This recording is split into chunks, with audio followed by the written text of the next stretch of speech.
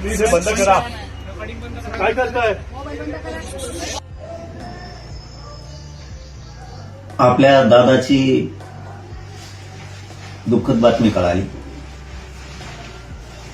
आपल्या आदरणीय अजितदादांची बातमी कळाली. ते मनाला पटतच नाहीये. अनेकांना संपर्क केला, सगळ्यांनी सांगितलं, पण चॅनलवरती पण सुरू आहे, तरी पण विश्वासच बसायला तयार नाही की दादाचं अपघाती दुःखद निधन झालंय म्हणून.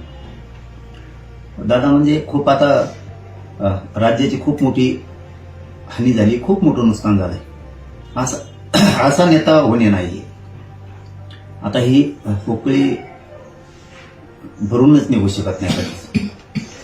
पुऱ्या राज्यावरती आता दुःखाचा डोंगर कोसळलाय. सगळ्या राज्यात दुःख आहे. सगळीकडे हळहळ व्यक्त केली. स्पष्टपणानं काम करणारे दादा. कोणाचं काम होणार असेल तर होणार म्हणणार, नाही म्हणले तर नाही म्हणणार. सगळ्याच लोकांचं याच्यामध्ये नुकसान झालं. सगळ्याच सर्वसामान्य, सगळ्याच सामाजिक प्रश्नाची जाण असणारे, म्हणजे सगळ्या जाती धर्माच्या लोकांच्या सामाजिक प्रश्नाची जाण असणारे दादा,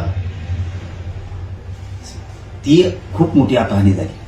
सगळ्या जाती धर्माचे सामाजिक प्रश्न सोडवण्याचं काम दादा करत राहायचे. ते नुकसान आता कधी भरून निघणार नाहीये.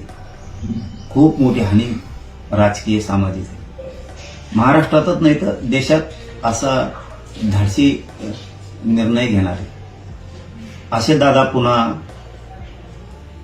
होणार नाहीये.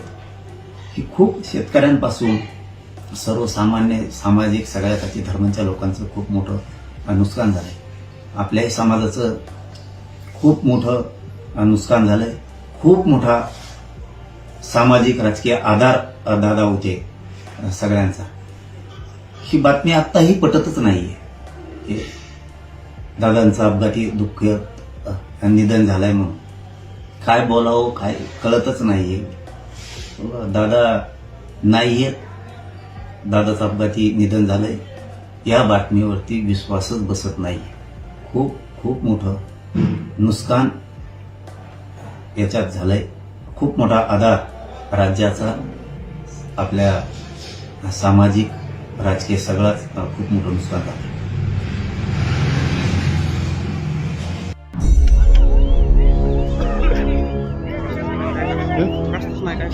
इकडे ह्या साईडला एक स्पेअर ॲम्ब्युलन्स पाहिजे ना.